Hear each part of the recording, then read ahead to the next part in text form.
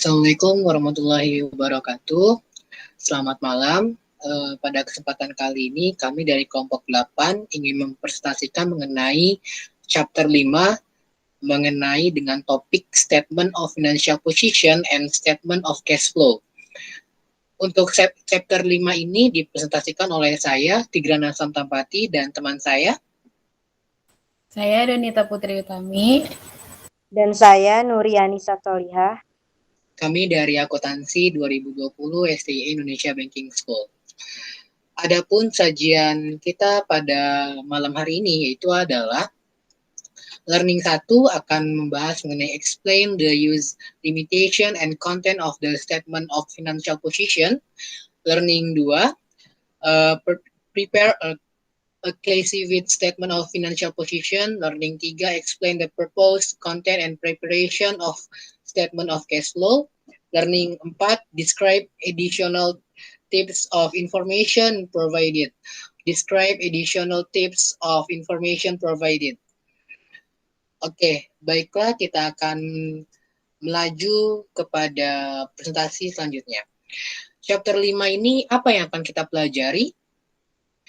Pada bab 5 ini kita akan mempelajari berkaitan dengan penyajian informasi keuangan pada laporan posisi keuangan serta laporan keuangan.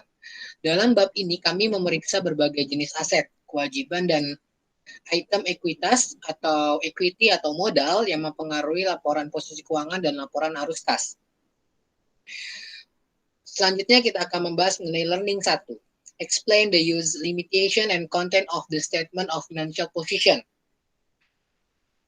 Baiklah, sebelum kita masuk ke dalam topik kita pada chapter 5 ini, kita harus mengetahui bahwasannya dalam proses akuntansi kita punya beberapa step. Step yang pertama tentunya kita akan memulai pada terjadinya transaksi. Lalu kita akan melanjut pada proses jurnal, lalu posting, lalu ada trial balance, lalu ada adjustment, lalu ada adjustment trial balance, lalu ada statement preparation yang terdiri dari 4 step. Yang pertama adalah income statement, ada return earning statement, statement of financial position, and statement of cash flow. Lalu kita akan melaju pada closing entries. Lalu kita akan menginformasikan adanya informasi tambahan jika ada dalam satu periode akuntansi, dan selanjutnya baru kita menyerahkan laporan tersebut kepada bagian eksternal dan internal. Eksternal berkaitan dengan investor, pemerintah, perbankan, dan lain-lainnya. Lalu internal berkaitan dengan manajemen dari perusahaan tersebut. Baiklah, kita akan masuk kepada apa itu statement of financial position atau apa itu laporan keuangan. Laporan keuangan atau laporan posisi keuangan perusahaan yaitu adalah laporan yang menyajikan saldo akun aset, liability atau hutang dan modal perusahaan dalam suatu periode pencatatan akuntansi. Nah, kita di dalam rumus statement of financial position ini kita akan mengetahui bahwasannya saldo total aset harus sama dengan saldo total hutang atau liability ditambah dengan saldo modal atau equity dari suatu perusahaan.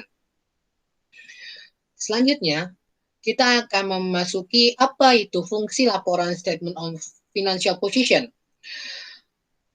Fungsi laporan dari posisi keuangan yang pertama yaitu adalah menginformasikan tentang sifat dan informasi tentang sifat dan jumlah investasi dalam sumber daya perusahaan, lalu kewajiban untuk kreditur dan ekuitas dalam sumber daya bersih. Jadi kita dalam fungsi yang pertama dalam laporan posisi keuangan ini kita akan mengetahui berapa sih yang ada di dalam suatu perusahaan ini berkaitan dengan saldo, berapa kewajiban yang harus dibayarkan, lalu berapa modal bersih yang ada dalam suatu perusahaan. Lalu fungsi yang kedua adalah membantu dalam memprediksi jumlah, waktu, dan ketidakpastian arus kas masa depan. Jadi kalau kita melihat dalam posisi keuangan ini menjadi cermin bahwasannya berapa yang ada nanti di dalam laporan cash flow atau laporan arus kas. Jadi memprediksi nih, kalau di dalam laporan posisi keuangan kan tentunya menjadi saldo-saldo yang ada dalam periode tersebut. Lalu nanti ketika ada di laporan posisi arus kas nanti itu akan dilihat, di-compare atau dibandingkan berapa sih laporan yang ada di tahun sebelumnya dengan di tahun ini. Apakah terjadi increase atau decrease. Nah, ini kita masing-masing akan dianalisa di arus kas gitu loh. Lalu fungsi yang ketiga adalah menyediakan informasi tentang aset, kewajiban, dan ekuitas pada laporan posisi keuangan yang menyediakan dasar untuk menghitung tingkat pengembalian dan evaluasi dari modal perusahaan. Jadi, ketika laporan posisi keuangan ini, kita akan di sini akan menyediakan informasi yang berkaitan dengan aset. Apa aja sih yang dimasuk dalam aset ini? Nah, di dalam aset ini kita mencerminkan ada current asset dengan non-current asset. Nah, current asetnya apa aja nih? Termasuk dari kas, piutang, itu masuk ke dalam current asset, dan apa aja non-current asetnya. Nah, ini akan disajikan dalam laporan posisi keuangan. Lalu di sini juga menyajikan mengenai kewajiban atau hutang gitu loh. Apa yang menjadi kewajiban suatu perusahaan, baik hutang jangka pendek maupun jangka panjang, baik current liability maupun non current liability, baik itu notes payable ataupun mortgage payable gitu. Lalu ada ekuitas atau equity. Equity ini berkaitan dengan common stocks, terus ordinary series. Nah, itu berkaitan dengan equity ataupun dalam equity yang diserahkan dari pemegang saham. Nah, ini laporan keuangan akan menyajikan semua saldo-saldo pada aset, kewajiban, dan ekuitas. Yang keempat, analisa laporan posisi keuangan juga menggunakan informasi dalam laporan posisi keuangan untuk menilai risiko perusahaan dan kas masa depan untuk mengalirnya berapa sih gitu. Nah, jadi laporan posisi keuangan ini kita akan mencerminkan nih berapa sih total dari liability-nya. Nah, nanti kan kalau dalam proses selanjutnya kan akan dianalisa dalam laporan keuangan tersebut, mulai dari current asetnya, debts-nya, lalu aset turnover-nya, lalu ada pay ratio, lalu ada aset turnover tadi, lalu ada return on asset, lalu ada return on equity. Nah, ini akan dilihat sumber-sumber data-data itu adalah dari laporan posisi keuangan, seperti itu. Selanjutnya kita akan membahas mengenai manfaat. Apa sih manfaat dari laporan keuangan ini? Yang pertama yaitu adalah laporan posisi keuangan akan menilai likuiditas perusahaan, solvabilitas perusahaan, dan fleksibilitas keuangan. Lalu apa sih maksud dengan likuiditas? Liquid berarti kemampuan perusahaan untuk membayar hutang-hutang yang jatuh tempo dalam jangka pendek. Ibaratnya ada likuiditas itu adalah biasanya berkaitan dengan notes payable. Jadi bisa jadi hutang jangka pendeknya. Ini berkaitan dengan likuiditas. Para pemegang saham perusahaan menilai likuiditas untuk mengevaluasi kemungkinan dividen tunai di masa depan atau pembelian kembali saham. Secara umum semakin besar likuiditas yang ada dalam suatu perusahaan, maka semakin rendah resiko kegagalannya. Jadi kita melihat bahwasannya berapa sih yang menjadi aset liquidnya dari suatu perusahaan gitu. Berapa jumlah hutang itu tidak boleh lebih dibandingkan dari jumlah cashnya gitu. Lalu ada solvabilitas, yaitu kemampuan perusahaan untuk membayar hutang jangka panjang pada saat jatuh tempo. Ini berkaitan biasanya adalah mortgage. Nah, mortgage payable, lalu kalau dia menerbitkan obligation, ini kan termasuk dalam hutang jangka panjang gitu, yang dimana solvabilitas ini mengukur nih berapa perusahaan ini bisa nggak sih bayar hutangnya dalam jangka panjang gitu.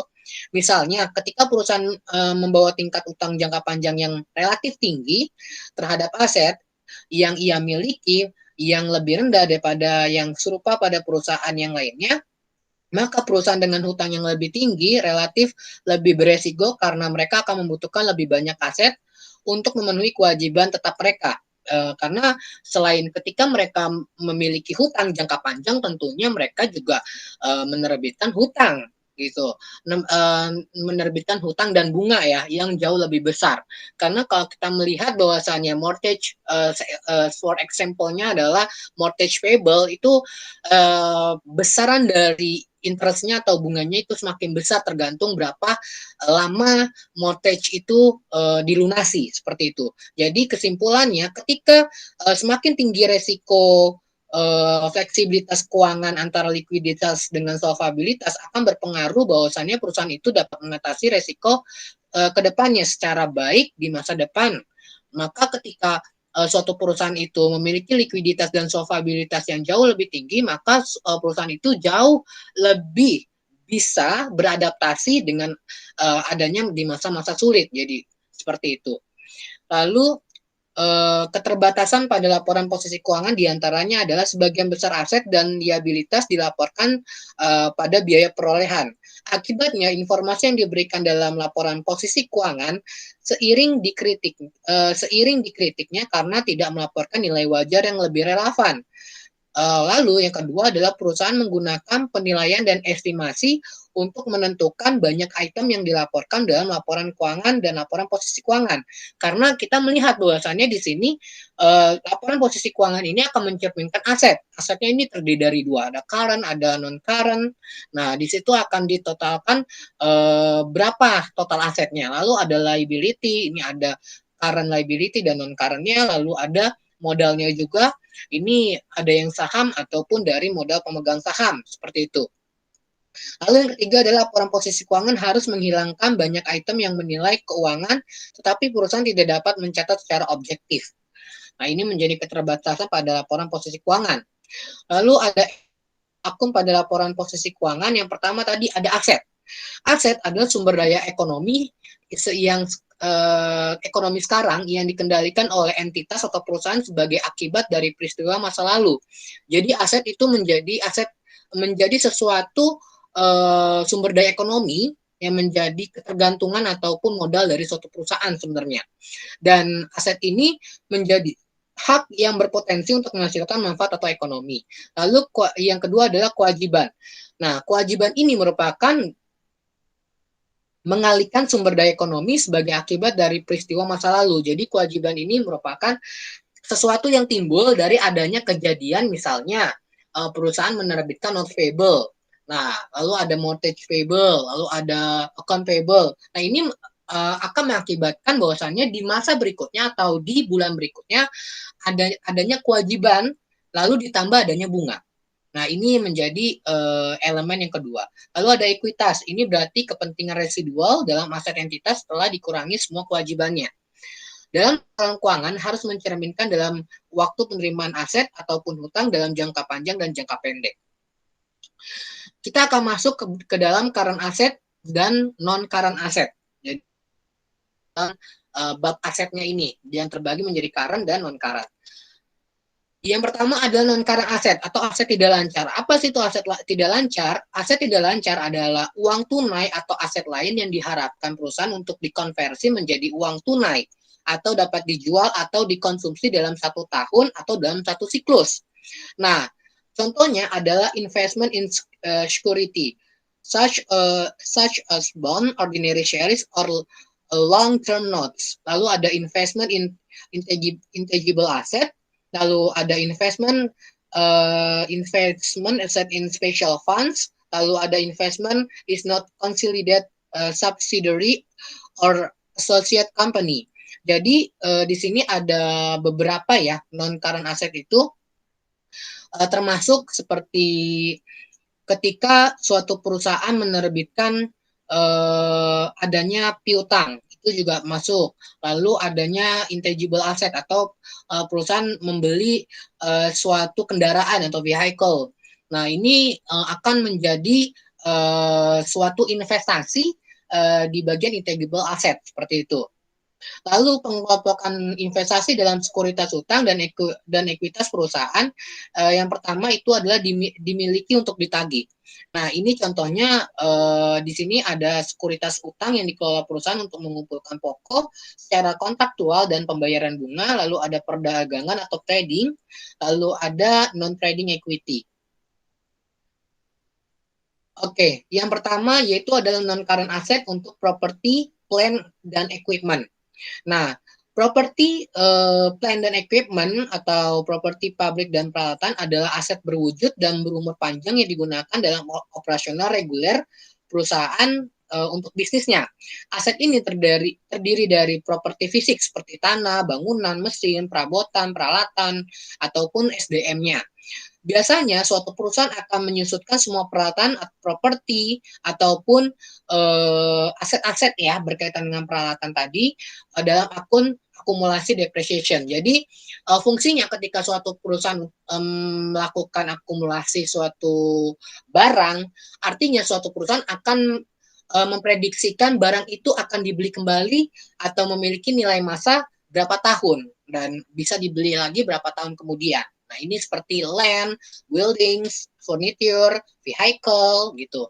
Nah, ini merupakan contoh-contoh dari property, plant, dan equipment pada non-current asset atau aset tidak lancar. Yang selanjutnya non-current aset tidak lancar adalah intangible asset atau aset tidak berwujud. Itu adalah hak paten, hak cipta, waralaba, merek dagang, nama dagang, atau daftar pelanggan ya, atau disebut juga dengan goodwill. Nah, ini merupakan aset yang tidak berwujud. Lalu selanjutnya adalah other asset.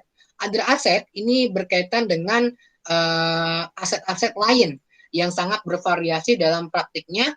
Beberapa termasuk item seperti biaya dibayar di muka, lalu ada piutang lancar atau non-current liability. Ini merupakan contoh-contoh dari non-current asset. Lalu ada selanjutnya adalah current asset atau aset lancar. Aset lancar adalah uang tunai atau aset lain yang diharapkan dapat dikonversi oleh perusahaan menjadi uang tunai untuk dapat dijual, dikonsumsi baik dalam satu periode atau dalam satu siklus operasi. Apa sih maksud dengan siklus operasi? Siklus operasi adalah waktu rata-rata antar perusahaan untuk memperoleh bahan atau persediaan dan ketika menerima uang tunai untuk penjualan produk yang memperoleh bahan dari persediaan tersebut. Siklus beroperasi dari kas mulai persediaan, lalu dilakukan produksi, lalu dijual, mendapatkan piutang, lalu mendapatkan kembali kas. Ini dalam siklus operasinya ya. Contoh-contoh dari current asset, kita melihat bahwasannya yang pertama yaitu adalah inventory. Apa sih maksud dengan inventory? Inventory atau biasa kita sebut adalah persediaan barang gitu loh, inventory goods gitu. Nah, persediaan ini merupakan aset pada perusahaan atas pembelian barang-barang pokok untuk produksi dan barang-barang tambahan lainnya serta mengukur hasil proses produksi barang yang sudah dikerjakan. Jadi inventory ini kalau dalam perusahaan seperti manufaktur, merchandise, ini juga merupakan istilahnya inventory itu adalah persediaannya gitu, barang-barang apa saja yang diperlukan perusahaan untuk membuat suatu produk barang jadi gitu. Di sini ada raw material, ada keterangan mengenai work in progress, ada finished good. Raw material ini bahan-bahannya ya, bahan-bahan materialnya, lalu ada berapa sih di sini barang yang sedang diproses, lalu berapa finish good-nya atau barang yang sudah jadi, lalu ada spare part-nya, barang-barang tambahannya apa aja yang ada, lalu inventory in transit-nya berapa, ini yang diasumsikan dalam inventory. Selanjutnya, kita akan membahas mengenai current asset pada receivable atau piutang. Perusahaan akan melaporkan semua transaksi piutang dan kemungkinan piutang yang tidak tertagih dalam laporan. Jadi, kalau kita mengenai receivable atau piutang gitu lah, receivable atau piutang berarti adalah segala sesuatu yang belum diterima oleh suatu perusahaan tapi sudah bisa diakui. Nah, itulah hakikat dari piutang. Nah, piutang ini bisa diasumsikan bahwasannya sekian persen atau sekian jumlah, sekian dolar yang tidak dapat diakui sebagai piutang gitu, atau diperkirakan tidak tertagih, atau disebut juga dengan allowance for doubtful debts, seperti itu. Nah, ini yang memungkinkan dalam current asset. Selanjutnya yaitu adalah prepaid expense. Nah, prepaid expense ini adalah suatu biaya atau aset yang dimana aset ini sudah dibayarkan secara kontan atau secara terlebih dahulu di awal, misalnya adalah biaya dibayar di muka oleh perusahaan merupakan suatu biaya yang dapat diakui sebagai aset dalam perusahaan. Contohnya, prepaid expense ini seperti prepaid insurance gitu. Ketika suatu perusahaan membayarkan sejumlah dana untuk asuransinya gitu. Nah, ini biasanya kalau prepaid insurance itu diakui sebagai asetnya perusahaan gitu. Nanti akan disusutkan gitu. Ada insurance expense-nya dalam setiap bulannya. Lalu ada cash. Nah, cash ini adalah uang tunainya. Jadi kas umum yang dianggap yang terdiri dari mata uang dan giro. Jadi biasanya kalau cash ini disimpan oleh suatu perusahaan pada lembaga perbankan. Jadi kalau kita melihat bahwasannya perusahaan ini kenapa sih ada petty cash gitu ya? Ada petty cash itu adalah metode yang digunakan untuk menyimpan dana cashnya itu gitu. Petty cash biasanya digunakan untuk pembelian barang-barang yang relatif harganya itu lebih kecil gitu. Lalu kalau untuk giro sendiri itu alat pembayaran ataupun rekening ya, semacam saldo gitu, saldo yang dimiliki perusahaan ke lembaga perbankan yang dimana itu bertujuannya adalah untuk membayarkan sesuatu pengeluaran yang relatif lebih besar gitu loh. Fungsinya adalah ketika suatu perusahaan melakukan transaksi giro ini, yang pertama adalah menjamin dana perusahaan itu relatif lebih aman gitu loh, karena jumlah dana yang disimpan dalam rekening giro dalam suatu perbankan itu besar. Yang kedua, kalau dalam giro ini akan mendapatkan bonus. Kalau dalam sistem bank syariah tentunya kita mengenal tentunya adanya bonus ya dengan sistem akad wadiah. Walaupun beberapa perbankan secara umum di Indonesia ini kita melihat bahwasannya giro mulai ada kalau di bank syariah itu adalah giro berbasis akad mudharabah, di mana nantinya akan mendapatkan bagi hasil walaupun secara kontekstual mereka akan dikenakan biaya administrasi seperti itu. Tapi secara konsep mereka kalau giro ini akan ditarik melalui cek ya. Jadi giro ini kalau dalam perusahaan juga membantu dana perusahaan itu lebih aman, lalu mengkontrol pengeluaran perusahaan lebih aman gitu loh. Lebih ada pencatatannya karena setiap yang digunakan dana-dana giro tersebut ada cek gitu loh, karena mereka ini giro ini dapat dikeluarkan ketika ada bilet giro ataupun cek yang sah yang dapat ditarik sesuai nama tercantum gitu loh, ada pemberi kuasanya. Nah ini merupakan metode-metodenya ya seperti itu. Lalu di sini kas umumnya dianggap terdiri dari mata uang dan giro tadi. Lalu kas adalah investasi jangka pendek yang sangat liquid, yang secara matang dapat digunakan oleh suatu perusahaan untuk membayarkan pengeluarannya. Lalu yang selanjutnya adalah equity atau modal. Nah, apa sih itu maksud dengan equity? Equity adalah modal yang dimiliki perusahaan dalam kegiatan operasionalnya. Nah, equity ini terdiri dari yang pertama adalah modal saham atau share capital. Kalau dalam perusahaan ini modal awal dari pemegang saham atau share kapitalnya, yaitu ada nilai nominal yang dinyatakan dalam saham yang diterbitkan dalam suatu perusahaan.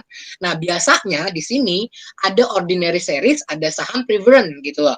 Ada ordinary shares, ada treasury shares, ada preference share ya gitu. Bahasanya ada saham biasa, ada saham preference gitu. Lalu ada share premium.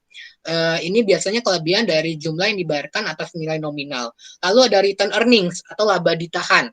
Nah, jadi kalau laba ditahan itu merupakan laba yang belum dibagi hasilkan atau belum dibagikan kepada para pemegang saham gitu. Ibaratnya adalah ketika suatu perusahaan, misalnya suatu perusahaan melaporkan labanya di akhir tahun 2020 adalah 2000 dolar.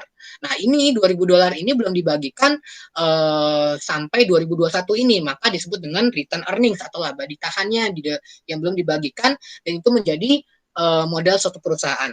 Lalu ada accumulate other comprehensive income atau akumulasi penghasilan komprehensif. Ini adalah jumlah agregat dari pendapatan komprehensif. Lalu di sini ada treasury share atau saham treasury. Umumnya adalah jumlah saham yang dibeli kembali. Jadi kalau treasury share ini adalah ketika suatu perusahaan nih menerbitkan adanya saham gitu di bursa efek gitu loh, bursa efek. Nah, ini dia baru menerbitkan lalu ditarik kembali dengan harga saham yang sama seperti itu. Lalu ada non-controlling interest atau kepentingan non-pengendali. Nah, ini contoh-contohnya seperti akun-akunnya adalah di samping. Pada gambar ya, ada share capital, ada reserve, ada equity, ada perpetual security, ada other non-controlling interest, lalu ada put option return on controlling interest. Lalu baru jumlahkan menjadi total equity-nya.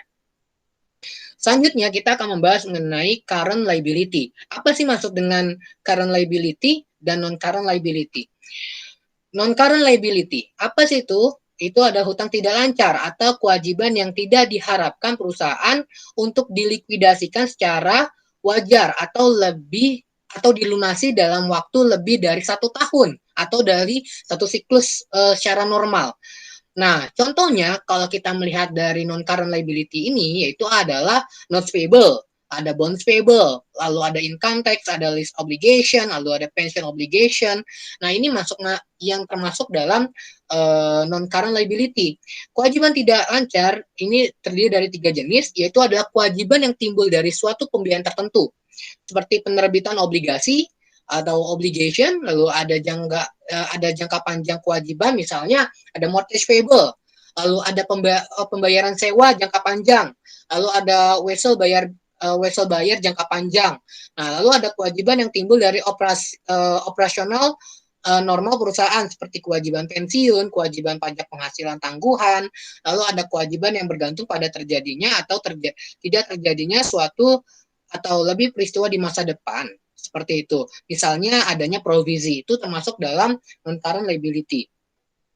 Lalu ada current liability atau hutang lancar. Biasanya hutang lancar itu adalah hutang yang dapat dibayarkan suatu perusahaan dalam kurun waktu 1 tahun atau satu siklus atau satu pencatatan akuntansi ya. Nah, ini biasanya current liability ini adalah account payable. Contohnya adalah account payable dalam sistem perbankan, dalam sistem akuntansinya. Lalu ada short term debt. Nah, itu juga masuk ke dalam current liability. Lalu ada trade payable, ada current liability, ada current provisions, current income tax liability. Ini yang termasuk dalam current liability. Seperti itu. Lalu kita akan masuk kepada learning kedua. Learning kedua, ini kita akan membahas mengenai prepare a classified statement of financial position. Apa sih maksud dengan kerangka laporan keuangan gitu loh? Kerangka laporan keuangan yaitu adalah penyusunan berdasarkan urutan aset yang dimulai dari current asset dan non-current asset. Setelahnya perusahaan akan menyusun akun equity, lalu perusahaan selanjutnya akan menyusun current liability dan non-current liability. Ini yang menjadi kerangka-kerangka dalam laporan keuangan ya. Nah, ini menjadi contohnya seperti itu. Di sini, Scientific Product, INC, ini dia melaporkan laporan posisi keuangannya untuk Desember tahun 2022. Nah, di sini yang termasuk dalam aset dia terbagi menjadi 2. Ada non-current asset. Contohnya ada long-term investment atau investasi jangka panjang.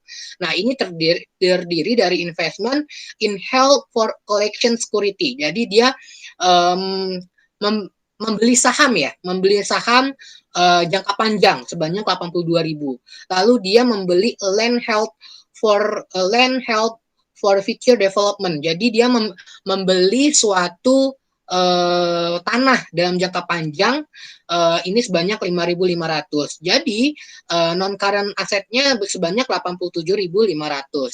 Lalu untuk property plant equipment-nya di sini ada land sebanyak 25.000, lalu ada buildings, ada less akumulasi depreciation-nya menjadi total property plant and equipment-nya sebanyak 759.600. Lalu ada intangible asset atau asetnya di sini ada yang tidak terlihat atau tidak terwujud, ada capitalized development cost, ini ada 6.000, ada goodwill, lalu sebanyak 66.000, ada other intangible asset sebanyak 28.000, yang dimana total non-current asetnya menjadi 947.100.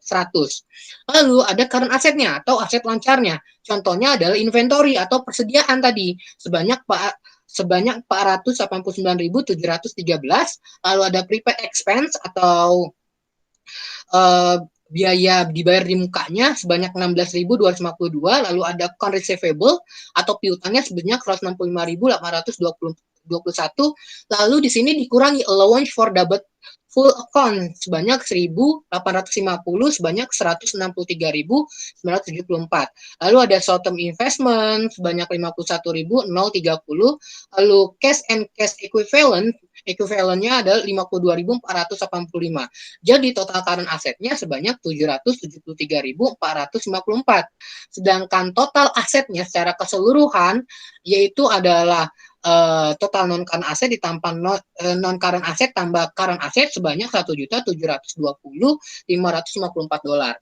Lalu equity dan liability-nya sebanyak di sini total equity-nya sebanyak 982 dolar, lalu total non current untuk non current liability sebanyak 500.000 dan current liability adalah 820.000. Jadi total liability adalah 820.472. Lalu di sini kan kita memiliki rumus nih dalam laporan posisi keuangan adalah total aset sama dengan total liability ditambah dengan equity tadi.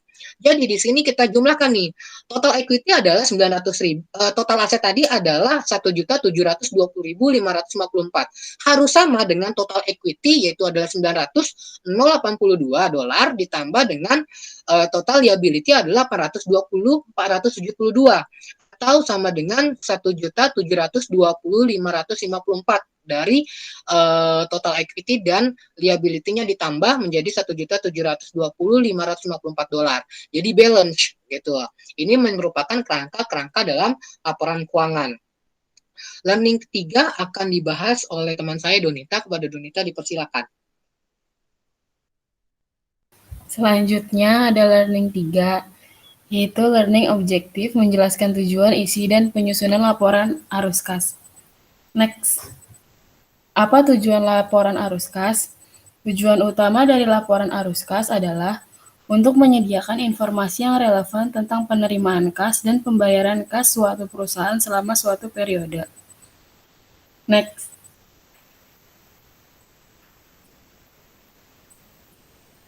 Untuk mencapai tujuan ini, laporan arus kas melaporkan hal-hal sebagai berikut. Yang pertama, pengaruh kas dari operasi selama suatu periode. Yang kedua, transaksi investasi. Yang ketiga, transaksi pembiayaan. Dan yang keempat, kenaikan atau penurunan bersih kas selama periode tersebut. Di sebelah kanan itu ada contohnya. Next. Selanjutnya ada isi laporan arus kas. Perusahaan mengklasifikasikan penerimaan kas dan pembayaran kas selama suatu periode menjadi 3 aktivitas yang berbeda dalam laporan arus kas. Aktivitas operasi, investasi, dan pendanaan yang didefinisikan sebagai berikut. Yang pertama, aktivitas operasi melibatkan efek kas dari transaksi yang masuk ke dalam penentuan laba bersih. Yang kedua, ada kegiatan investasi termasuk membuat dan menagih pinjaman dan melepaskan investasi baik hutang dan ekuitas, dan properti, pabrik, dan peralatan. Yang ketiga, ada aktivitas pendanaan melibatkan pos kewajiban dan ekuitas. Mereka termasuk yang pertama memperoleh sumber daya dari pemilik dan memberi mereka pengembalian investasi mereka. Yang B ada meminjam uang dari kreditur dan membayar kembali jumlah yang dipinjam. Next. Selanjutnya ada penyusunan laporan arus kas. Sumber informasi perusahaan memperoleh informasi untuk menyusun laporan arus kas dari beberapa sumber. Yang pertama, laporan komparatif posisi keuangan. Yang kedua, laporan laba rugi saat ini. Dan yang ketiga, dipilih data transaksi. Next.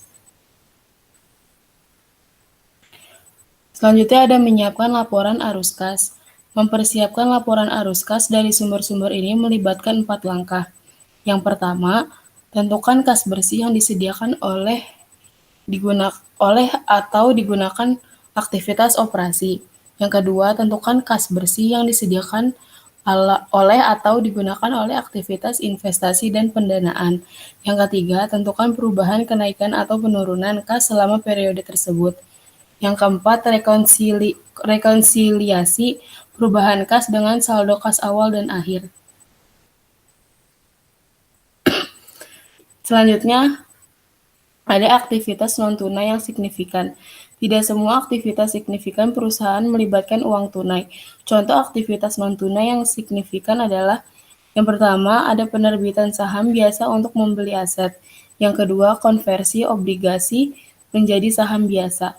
Yang ketiga, penerbitan utang untuk membeli aset. Yang keempat, pertukaran aset berumur panjang. Aktivitas pendanaan dan investasi signifikan yang tidak mempengaruhi kas tidak dilaporkan dalam badan laporan arus kas. Sebaliknya, aktivitas ini dilaporkan dalam catatan terpisah untuk laporan keuangan pernyataan. Laporan aktivitas non-tunai tersebut memenuhi prinsip pengungkapan penuh. Next. Selanjutnya ada kegunaan laporan arus kas.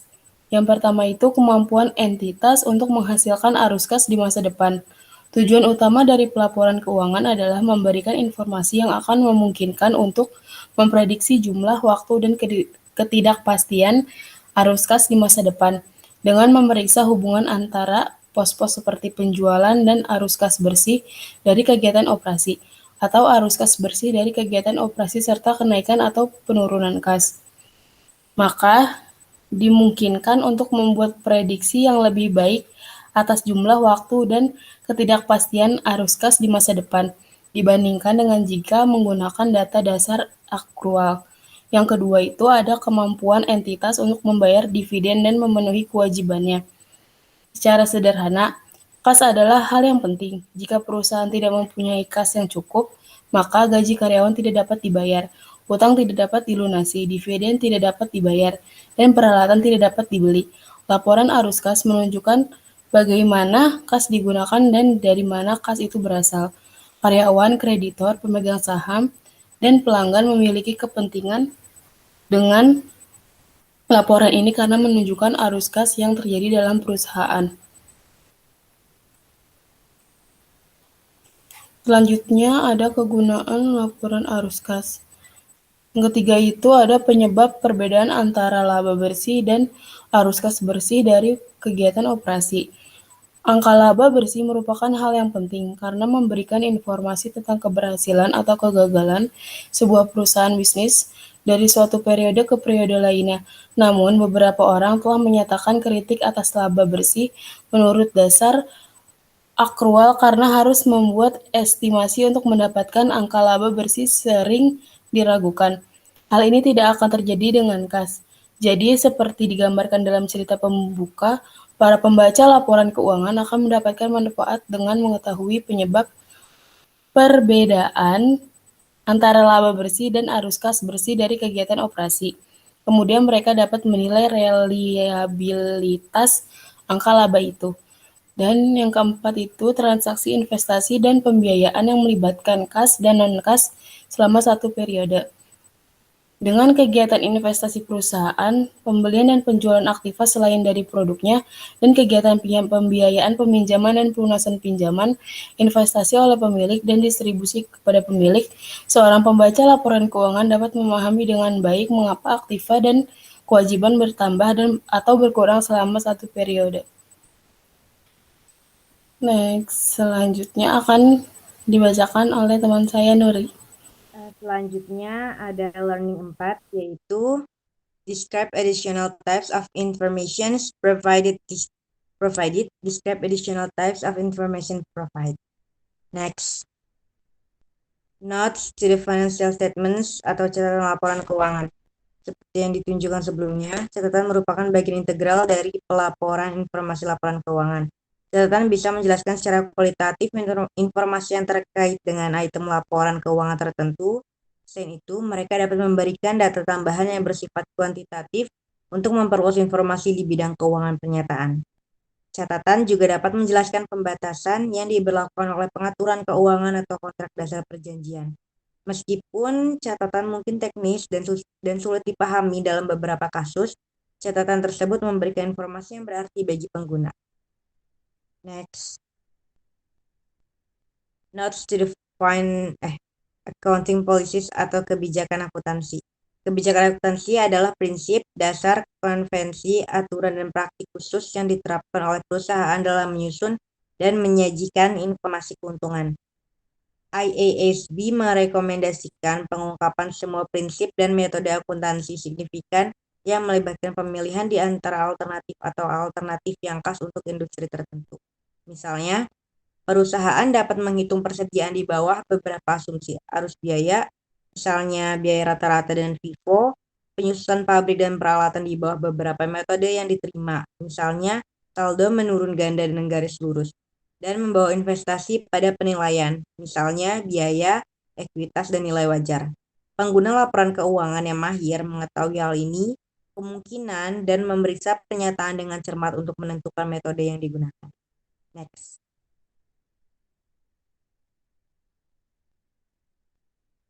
Oleh karena itu, perusahaan menyajikan ringkasan kebijakan akuntansi penting. Secara umum, sebagai catatan pertama terhadap laporan keuangan, pengungkapan ini penting karena di bawah IFRS, pengobatan alternatif suatu transaksi kadang-kadang diperbolehkan. Jika kebijakan ini tidak dipahami, pengguna laporan keuangan laporan tidak dapat menggunakan laporan keuangan untuk membuat perbandingan antar perusahaan. Ilustrasi 5.30 hingga 5.33 menyajikan beberapa contoh berbagai pengungkapan kebijakan akuntansi yang diadaptasi dari laporan tahunan perusahaan. Nah, di gambar di bawah adalah contoh ilustrasi 5.30, yaitu accounting policies, inventories, atau persediaan akuntansi, inventories atau persediaan dinyatakan sebesar nilai yang lebih rendah antara biaya perolehan dan nilai realisasi bersih. Biaya ditentukan dengan menggunakan metode rata-rata timbang, kecuali untuk persediaan dalam perjalanan yang ditentukan dengan menggunakan metode identifikasi. Biaya barang jadi dan barang dalam proses terdiri dari bahan baku langsung, tenaga kerja, biaya langsung lainnya, dan overhead produksi terkait atau berdasarkan kapasitas operasi normal. NS Group secara berkala menelaah kemungkinan perubahan signifikan dalam nilai realisasi bersih, persediaan tidak digunakan, penurunan nilai pasar dan keusangan, dan diakui sebagai penyisihan. Penilai inventaris, nilai realisasi bersih adalah estimasi harga jual dalam kegiatan usaha normal dikurangi biaya penjualan yang berlaku. Next.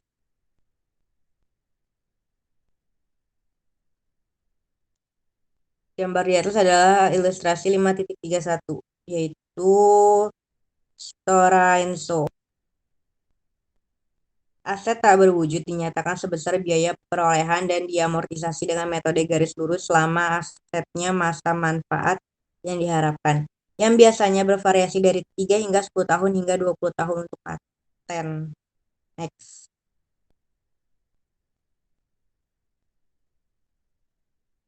Ilustrasi 5.32, Accounting Policies, Property, Plant and Equipment. Contoh ilustrasi 5.32 adalah Sports Direct. Aset tetap dinyatakan sebesar biaya perolehan dikurangi penyusutan dikurangi dengan yang diakui kerugian penurunan nilai. Biaya perolehan meliputi pengeluaran yang dapat didistribusikan secara langsung dengan perolehan atau kontraksi barang-barang tersebut. Biaya selanjutnya dimasukkan dalam jumlah tercatat aset hanya jika kemungkinan besar manfaat ekonomi masa depan yang terkait dengan item tersebut akan mengaruh ke grup dan biayanya dapat diukur dengan andal. Semua biaya lainnya termasuk biaya perbaikan dan pemeliharaan dibebankan ke laporan laba rugi pada periode di mana mereka terjadi. Penyusutan diberikan kepada semua properti, pabrik dan peralatan selain tanah, hak milik, dan adalah dihitung dengan dasar saldo produksi atau garis lurus. Mana yang dianggap oleh direksi sebagai lebih tepat untuk mengalokasikan biaya dikurangi nilai sisa yang dinilai, selain aset dalam, rangka konstruksi, selama taksiran masa manfaat sebagai berikut. Yang pertama adalah bangunan hak milik, antara 4% dan 10% per tahun, garis lurus. Yang kedua ada peningkatan sewa, yaitu 20% atau selama masa sewa, mana yang terpendek, garis lurus. Yang ketiga ada pabrik dan peralatan, antara 20% dan 33% per tahun, garis lurus. Next.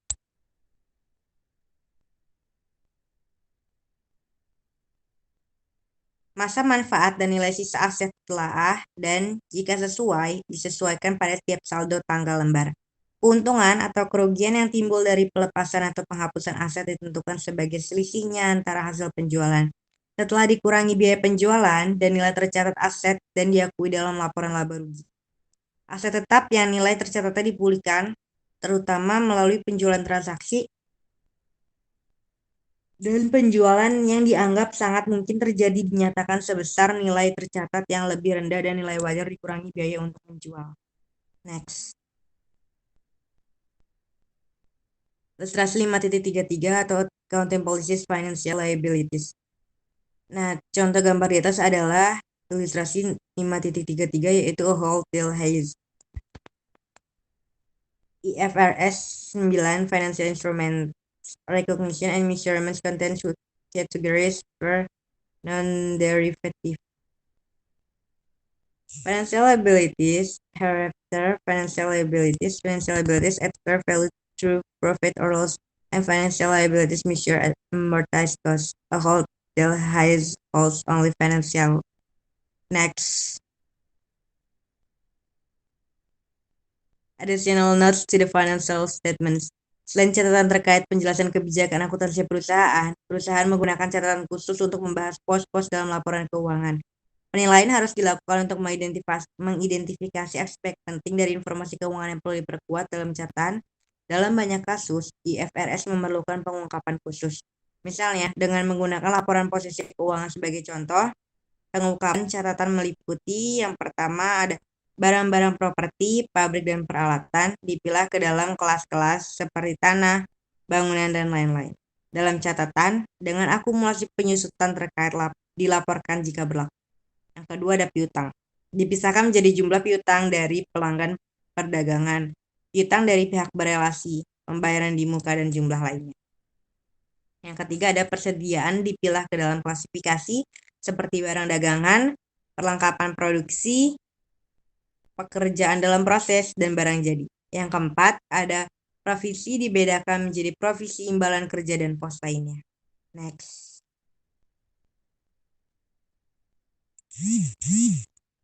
Selain itu, seringkali ada jadwal dan perhitungan yang diperlukan oleh standar tertentu. Sebagai contoh, untuk piutang, IFRS membutuhkan analisis jatuh tempo untuk piutang. Ilustrasi di bawah adalah ilustrasi nomor 5.34 menunjukkan jatuh tempo analisis untuk Lenovo Group. Next. Analisis jatuh tempo lainnya diperlukan untuk kewajiban keuangan. Ilustrasi 5.35 di bawah menunjukkan seperti analisis yang diadaptasi untuk Christian Dior, FRA. Nah, gambar ini adalah contoh dari ilustrasi analisis jatuh tempo. Next. Juga, perusahaan diharuskan untuk merekonsiliasi saldo untuk banyak aset dan kewajiban yang dilaporkan dalam laporan keuangan dari awal hingga akhir tahun. Kadang-kadang disebut sebagai roll forward atau informasi keuangan. Misalnya, rekonsiliasi saldo di properti, pabrik, dan peralatan. Aset tidak berwujud dan ketentuan umumnya disediakan. Contoh untuk properti, pabrik, dan peralatan untuk Nestle ditunjukkan pada ilustrasi 5.36. Nah, ilustrasi 5.36 adalah ilustrasi rekonsiliasi jadwal rekonsiliasi dari properti dari Nestle. Next.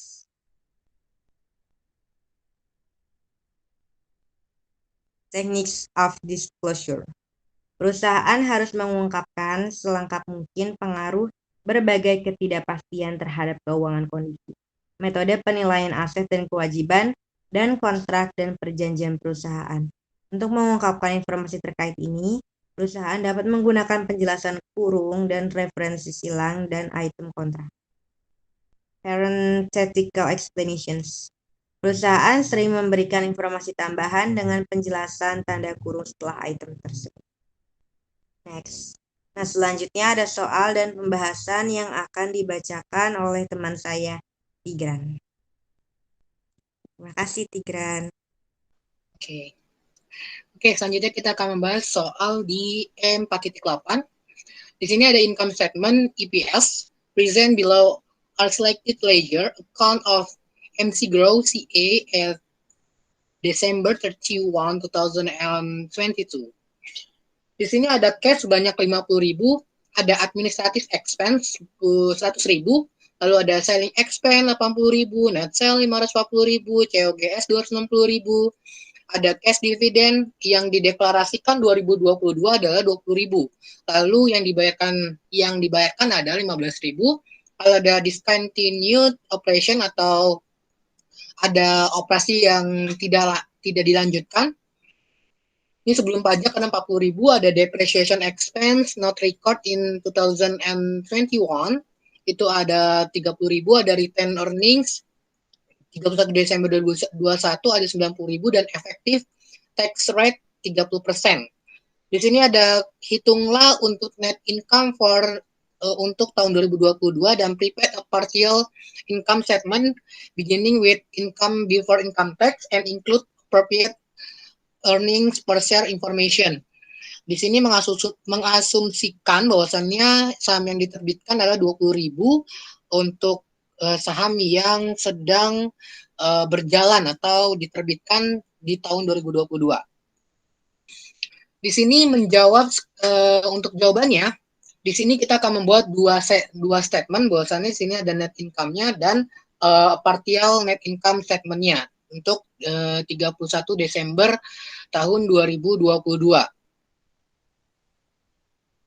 Baik, di sini kita tahu bahwasannya ada pendapatannya. Pendapatan itu terdiri dari pendapatannya di sini adalah net sales. Net sales-nya terdiri dari 540.000, lalu ada COGS 260.000, maka gross profit-nya adalah 280.000. Dari pengurang antara 240.000 dikurangi 260.000, jadi 280.000. Lalu, berdasarkan soal tadi, ada expense. Apa sih expense? Expense itu adalah biaya atau beban. Ini ada selling expense sebanyak 80.000, depreciation expense not record pada tahun sebelumnya sebanyak 30.000, ada administrasi expense sebanyak 100.000. Lalu, ada laba sebelum pajak penghasilan sebanyak 70.000, lalu ada, jadi kenapa di sini 70.000 ini berasal dari 280.000 tadi gross profit dikurangi 80.000 ditambah 30.000, jadi 80.000 tambah 30.000 tambah 100.000 itu sebanyak 210.000. Nah, gross profit tadi kan 280.000 dikurangi 210 menjadi 70.000, maka laba net income-nya untuk 2022 adalah 70.000. Lalu ketika ada pajak penghasilan sebanyak 30%, itu menjadi tadi 70.000 itu dikalikan 30%-nya. Menjadi laba setelah operasi dilanjutkan setelah pajak penghasilan itu adalah sebanyak 49.000 atau 70.000 dikurangi pajak tadi 21.000 sebanyak 49.000. Lalu ada operasi yang dihentikan akan mengurangi. Jadi ketika suatu operasi dihentikan dalam suatu perusahaan dalam operasionalnya, ini akan mengurangi net income yang ada selanjutnya gitu di tahun selanjutnya. Itu sebanyak 40.000. Maka laba neto itu ada 9.000.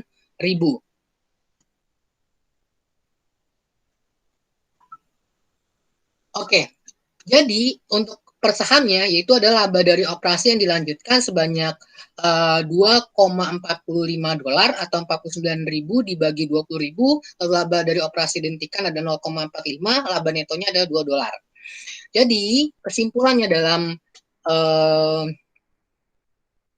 presentasi kita dalam hari ini yaitu adalah mengenai laporan income statement dan laporan arus kas. Kita tahu bahwasanya dalam suatu operasional perusahaan itu laporan keuangan ini terdiri sebelum melakukan proses ini kita akan melakukan proses di awalnya dulu, yang tadi di awal dengan transaksi, lalu ada jurnal itu memulai dari adanya transaksi tadi gitu.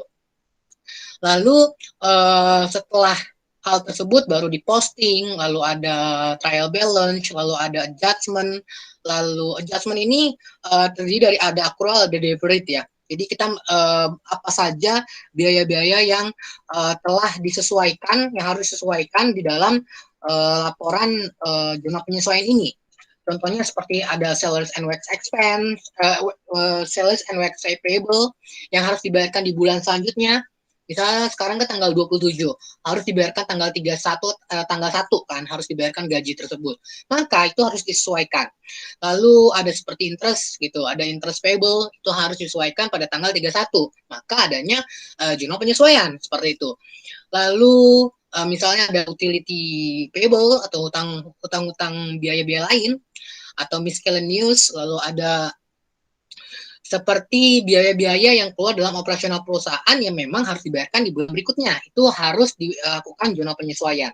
Setelah tersebut, baru dibuat namanya adalah trial balance gitu loh. Adjustment trial balance gitu, atau neraca saldo setelah disesuaikan.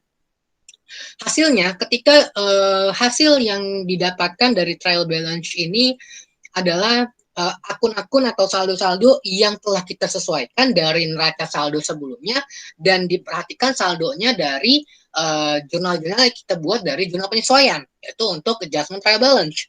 Nah, setelah adjustment trial balance ini kita baru masukkan saldo-saldo tersebut ke dalam net income gitu loh, atau laporan laba rugi, atau waktu itu ada namanya rugi laba. Nah, di dalam laporan ini kita akan membahas mengenai pendapatan, lalu ada pengeluaran atau beban. Nah, di sini juga kita melihat bahwasannya net income ini punya rumus gitu loh. Ada net income sama dengan net sales atau net revenue dikurangi dengan net expense atau dikurangi net biaya gitu loh, biaya secara keseluruhan. Apa saja yang ada di pendapatan tersebut meliputi seperti sales revenue gitu. Kalau perusahaan jasa adalah revenue gitu. Lalu ada kalau misal perusahaan merchandise atau manufaktur biasanya adalah sales atau penjualan. Kalau ada COGS-nya itu akan menjadi pengurang. Nanti akan setelah revenue tersebut akan mendapatkan gross profit dari hasil antara revenue dikurangi dengan COGS-nya berapa sih. Nah, itu akan mendapatkan gross profit. Lalu setelahnya baru ada expense atau biaya-biaya. Nah, biaya-biaya ini terkait dalam operasional perusahaan. Tadi ada salaries and wax expense gitu, miscellaneous expense, lalu ada telepon expense gitu, lalu ada internet gitu. Itu biasa satu paket. Lalu ada depreciation expense gitu. Nah, ini berkaitan juga kalau kita melihat bahwasan depreciation, kita harus melihat nih, depreciation itu kan berawal dari ketika suatu barang disusutkan gitu loh. Ini ada perhitungannya tersendiri, berapa total barang itu dibeli, berapa dibagi berapa jumlah, itu akan mendapatkan depreciation expense dan diakui sebagai setiap bulannya, seperti itu. Lalu ada miscellaneous atau biaya-biaya lain-lain, ini biasanya disebut juga dengan biaya utility. Nah, dari semua hal tersebut itu harus dijumlahkan lalu dikurangi dengan tadi gross profit tadi. Nah, itu akan mendapatkan net income. Net income apabila dia surplus atau dalam keadaan dia plus gitu loh. Artinya ada revenue lebih besar dibandingkan biaya. Itu akan mendapatkan net income. Tapi ada loss income itu ketika adanya biaya yang lebih besar dari revenue yang kita dapatkan. Lalu ada return earnings. Biasanya kalau return earnings ini adalah laba ditahan setelah kita menyusun income statement. Nah, return earnings ini ada beberapa variabel. Yang pertama adalah return earnings beginning atau laba ditahan di awal. Ini biasanya kita dapatkan dari neraca saldo. Saldo dan neraca saldo di RE. Nah, itu kita masukkan lalu dikurangi less dividend.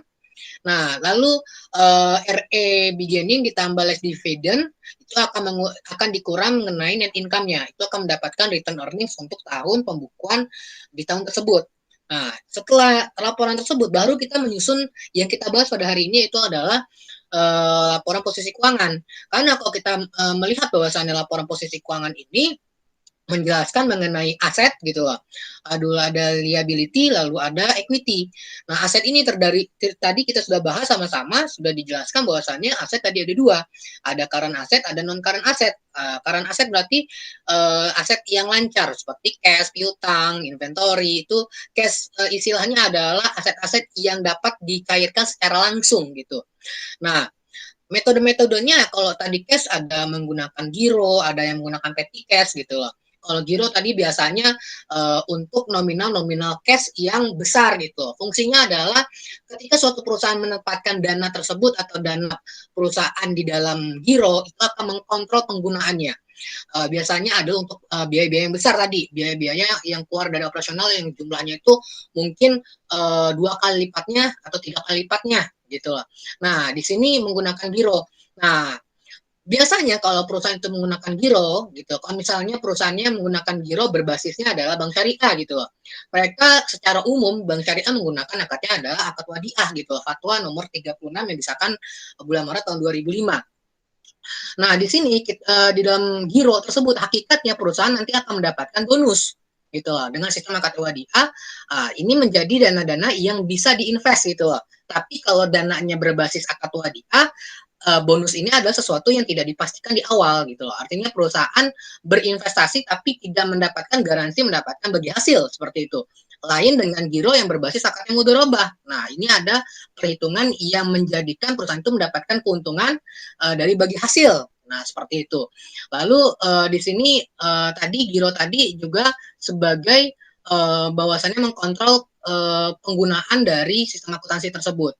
Lalu tadi current aset yang selanjutnya adalah piutang, tentunya yaitu adalah pendapatan yang sudah diakui walaupun belum didapatkan seperti itu, tapi sudah akan didapatkan di bulan selanjutnya atau di periode selanjutnya.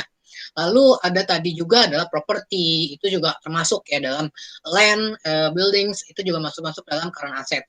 Lalu tadi ada non current asset seperti investment ya, investment atau investasi jangka pendek yang dilakukan perusahaan di mana perusahaan ini akan mendapatkan antara gain on disposal ataupun loss on disposal gitu lah. Dia mendapatkan keuntungan atau kerugian dari transaksi investasinya tersebut. Jadi perusahaan harus menentukan nih, kalau dia membelinya adalah sebanyak nilai pasarnya adalah 30, maka dia akan menjual adalah 32 supaya mendapatkan keuntungan. Nah, ini akan dilaporkan nanti di dalam laporan return earning seperti itu. Nah, untuk periode selanjutnya. Nah, setelah hal tersebut barulah menyusun bahwasannya ada equity. Equity itu adalah modal. Nah, modal ini terdiri tadi ada modal dari pemegang saham atau share capital gitu. Lalu ada treasury share gitu. Ada modal dari common stock gitu. Nah, lalu ada beberapa modal lainnya ya didapatkan oleh perusahaan termasuk return earnings. Kenapa sih return earnings termasuk dalam equity suatu perusahaan? Karena itu adalah laba yang ditahan gitu loh. Dalam sistem perbankan itu adalah dana-dana yang didapatkan dari pihak kedua seperti itu. Lalu selanjutnya adalah kita melihat bahwasannya selanjutnya adalah liability. Nah, terbagi menjadi dua, ada current liability, ada non current liability. Current liability adalah yaitu hutang jangka pendek ya, hutang lancar atau hutang yang dibayarkan kurang lebih dalam satu periode akuntansi atau pencatatan, biasanya nominalnya adalah 6 bulan jangka waktunya. Nah, di sini teman-temannya punya banyak nih akun-akunnya, ada akun payable, termasuk juga not payable, walaupun terkadang perusahaan menganalogikannya termasuk dalam long term seperti itu, atau bahasanya adalah non current-nya gitu. Nah, itu tergantung masing-masing perusahaannya ya, melihat bahwasannya not payable ini masuk kemana seperti itu. Lalu ada non current tadi bisa jadi not payable, lalu ada mortgage payable. Nah, itu termasuk dalam current liability. Jadi ketika suatu perusahaan menyusun laporan keuangan harus membalancekan bahwasannya laporan posisi keuangan ini aset harus sama jumlahnya dengan liability tambah equity. Lalu laporan-laporan keuangan tersebut akan digunakan untuk dalam laporan selanjutnya, yaitu adalah arus kas. Arus kas ini adalah mengcompare, bandingkan antara saldo-saldo gitu ya, saldo-saldo dalam laporan keuangan di income di dalam tahun sebelumnya dengan tahun sekarang, ada yang increase atau yang decrease seperti itu. Nah, di sini tadi ada yang sudah dibahas sama Nuri, ada yang berdasarkan aktivitas operasi, ada yang financing. Nah, ini menentukan bahwasanya suatu perusahaan itu ada nggak sih peningkatan gitu loh. Ada cashnya meningkatnya sekian persen gitu loh. Nah, ini dilihat dari arus kas. Tentunya semakin besarnya arus kas, laporan arus kas ini tercermin dari laporan posisi keuangan. Seperti itu. Lalu kita akan tadi untuk soal yang terakhir bahwasannya diketahui bahwasannya untuk mendapatkan laba per sahamnya ini laba netonya adalah $2 ya. Setelah dikurangi partial net income statement-nya menjadi $2 atau laba per sahamnya ada $2. Baiklah, mungkin presentasi kita cukup di sini.